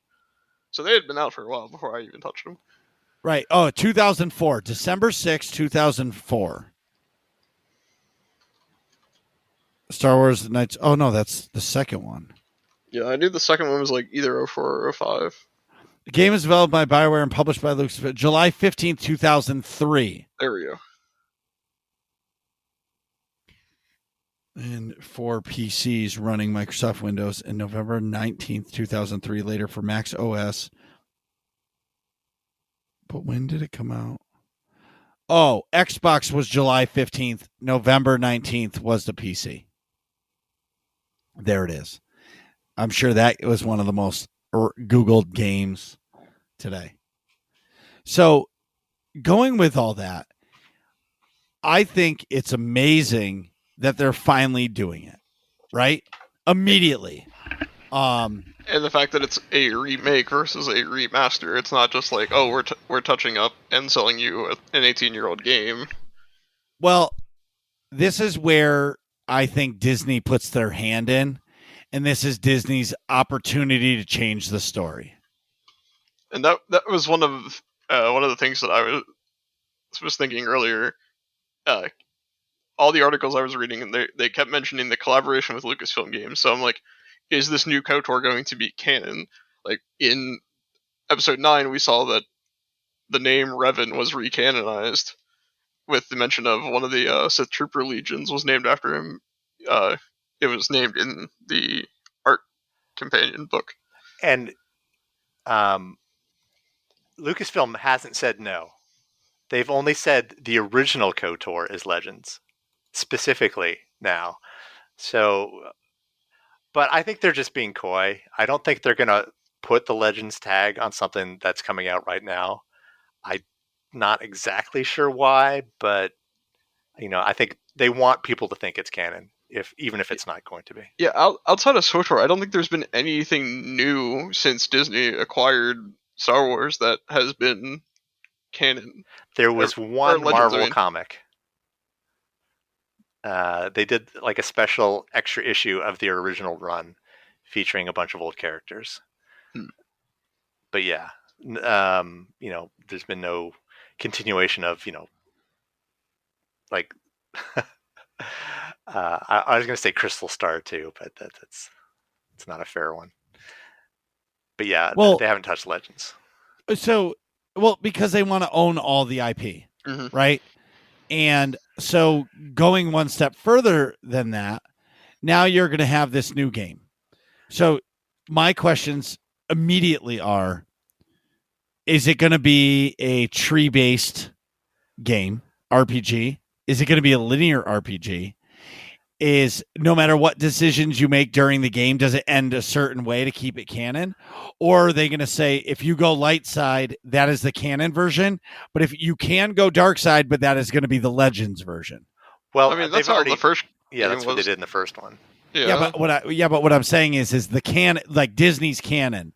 Are they going to give us two options throughout the whole game? But Disney's going to say, look, if you complete it in the light side version, that is the canon, the entire canon of the game. Yeah, well, that's what they did with the old version. So, I mean, I guess, are you asking, is it going to be just one story or are there going to be branches? Correct. And if they take the branches out, then what's even the point? Just make a different game. So you gotta think they're gonna keep the story as intact as they can. Yeah, there was a quote from the lead producer that I had in my notes. Quote, we're rebuilding it from the ground up with the latest tech to match the groundbreaking standard of innovation established by the original, all while staying true to its revered story. So yeah, I mean, I can't see them simplifying outside of, like, in the sense of new games being much bigger projects than they were back then. Like, there might be some corners that need to be cut, but to completely cut out player choice in a renowned story-based RPG would just be shooting themselves in the foot. Yeah. I think if there are going to be changes, it's going to be in gameplay. And I saw somebody say today that they thought it was going to be like more action play than the original. Well, I definitely agree it'll be an action RPG. I think the whole like turn-based style is kind of over, because even look at like Final Fantasy. Like, look what they did with Final Fantasy VII's remake. Now, I didn't play it because I don't have a PlayStation, but it was beautiful, and I didn't feel as if, because I watched streamers play it, I didn't feel as if they ruined the game by doing that. Actually, somebody wrote that in the notes. So for me, I think as long as the story is good and they really do it, like, who doesn't want to see Terrace in a 2021 graphics point? Yeah. Or the bombing of it, and like, what? Because like, when we got to Terrace in SWTOR in, 2011, like, that was already kind of phenomenal to see that. Like, hey, we saw this when it was intact, we saw it when it was blowing up in 2003 computer graphics, and now here it is in what at the time was relatively cutting edge. And then to potentially see it now with, like you said, 2021 graphics. Right. And I'm curious on this. So here's some more questions. Is Revan going to be a female? Is a big one. I noticed something, this in particular with the little teaser trailer that they put out today, is Bastila says, like, we're facing, like, the greatest Sith, and there she, like, specifically used a gender neutral pronoun. Well, of course.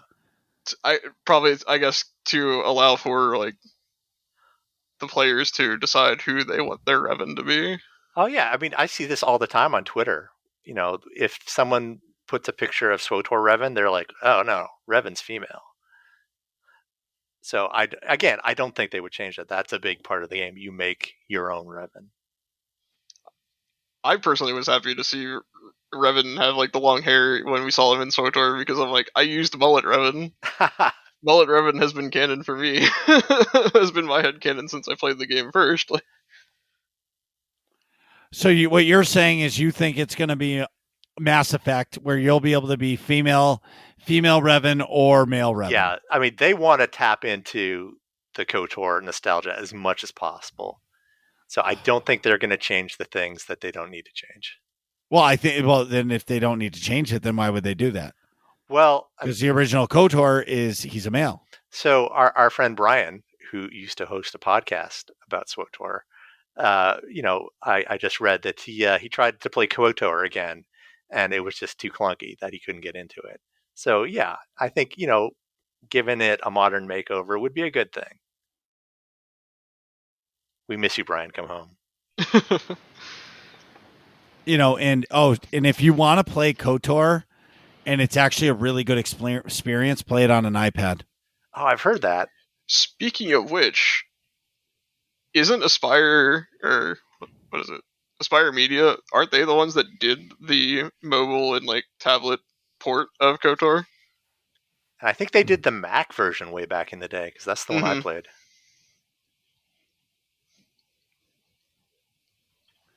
I'm looking it up.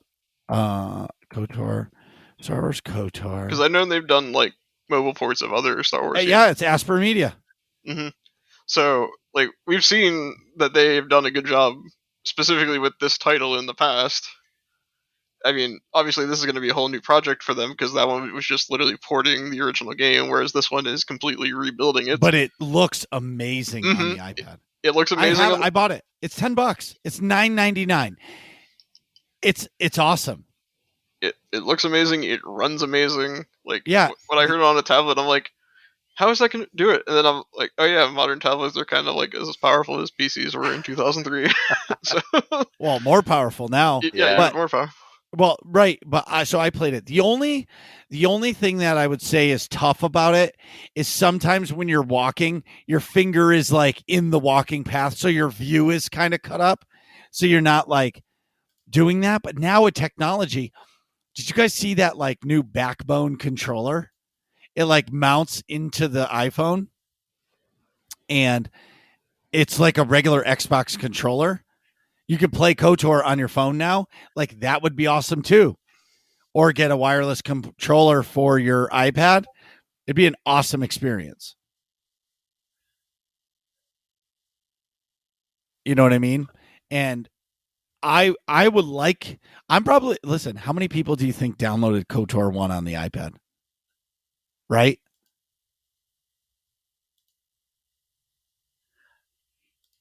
Are you there? Yes.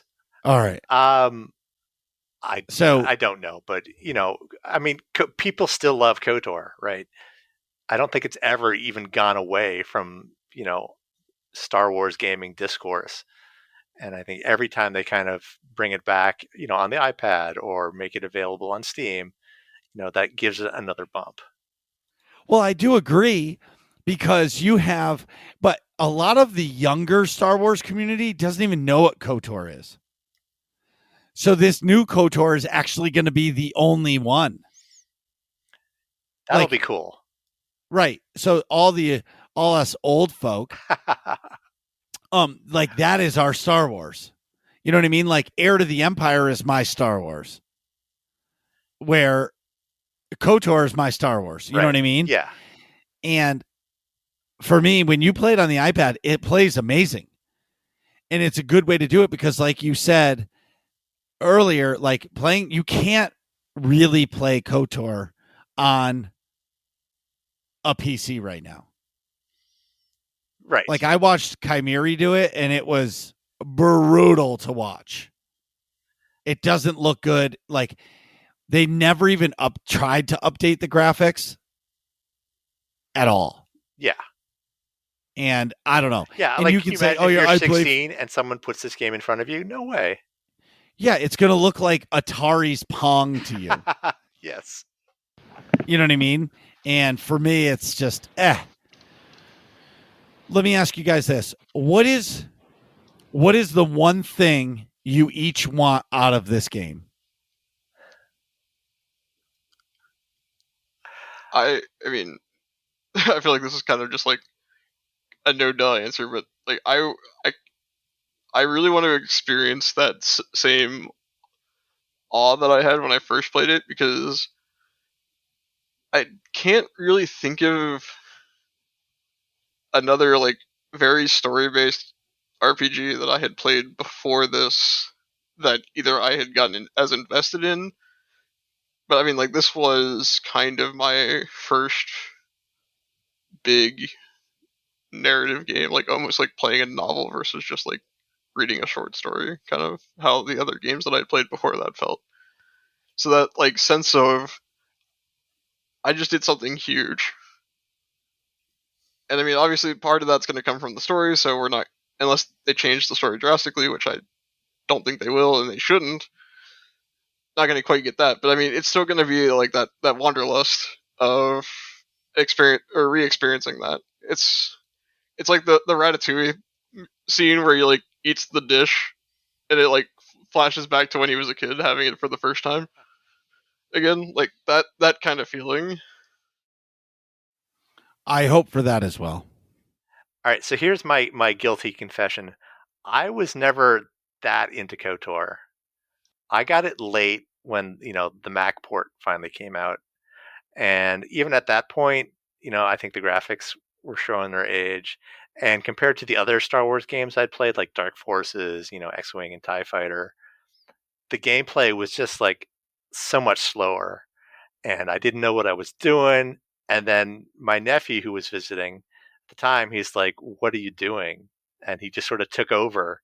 And I kind of watched him play the game. So for me, it'd be like, all right, this will be my first chance to play KOTOR as intended, rather than, over the shoulder of a 14-year-old who knew all the tricks already. Sure.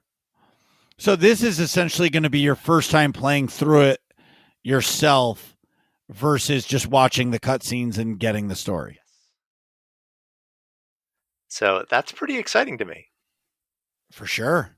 I'm really looking forward to the puzzles. So in the original game, those puzzles were tough. And I remember getting stuck towards the end of the game on a puzzle. It was like a round room and you had to like match shit up to unlock stuff. Like, I hope those are still in the game, because that's what made it tough. Like, if you played Fallen Order, some of those puzzles were tough and tricky. Like, sometimes I needed help, but it was awesome to do them. You know what I mean? Mm-hmm. But do I think I'm going to play this new game 2 or 3 times? Probably not. That's just me. Yeah. I mean, I'll do my, quote unquote canon playthrough, and that'll be it for me, I think. Right. All right. But here's the question. Should I make my Revan match SWTOR Revan, or just do my own thing? Well, I'm going to go light side regardless, because that's how I play, but I think you're going to play your Revan the way you picture. When you close your eyes and you picture Revan, that's going to be the Revan you create. Is this where I insert the obligatory Keanu Reeves? Well, actually, how awesome would it be if he was the Revan model? I mean, he's a pretty hot topic these days, so that would be. I wouldn't be surprised, but also, I don't know if they would do it or not. Well, I don't think they would pay him. Right. Because, I don't think Keanu is going to do any favors for Disney. None. You know what I mean? The other... Okay. I have my very strong view on PlayStation and how I was happy when Xbox bought Bethesda games and was like, fuck you, PlayStation. It's about time you lose your exclusiveness, right? So now they announced that the game is coming out for, it says a legend or something is made for the PS5. So at first I was like, okay, so they're going to get a timed release. You know what I mean? So it'll come out on PlayStation 5 first, but is it coming out for the PC? Yes, they've confirmed that. We don't know if it's going to be a simultaneous release, though.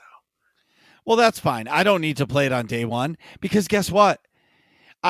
Right now, I don't know why they're actually releasing games on the PlayStation 5 because you can't even get them. Or an Xbox Series X. You can't get them. Where are the consoles? Like, I don't understand it. Well, there's a chip shortage around the world, so it's affecting everybody in technology.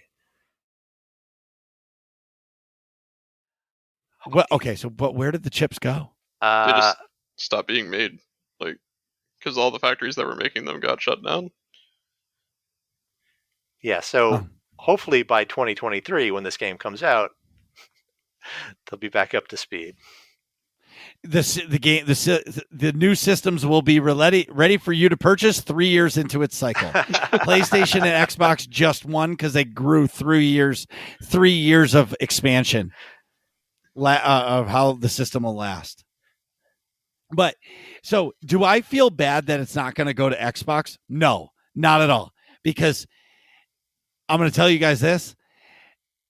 Just because you're just pushing people to buy a PC anyway. And more, like Xbox has actually said it, like, we don't want you to buy an Xbox. We want you to have a computer. And all day one games of the Xbox are available on PC. So what do you need an Xbox for? Right? There's my hot take. And if PlayStation gets the exclusive, oh well, it's going to come to the PC. Even if it's a year later, I'll wait for it. You know what I mean? I'm not going to rush to the store to buy a PlayStation 5 just to play this game. I'm going to wait for the Wii version. It'll probably be the Switch version now. Oh, Switch. Right. Oh, yeah, I'm way behind. Exactly. Or, I'm sorry, it would be like, the Switch U or something? Oh, isn't KOTOR on Switch? The original? Probably. Probably the same port that is on tablets. Yeah. Might be on Switch. I don't know. I don't have a console because if I did, it would consume every waking moment. It does not. It would for me.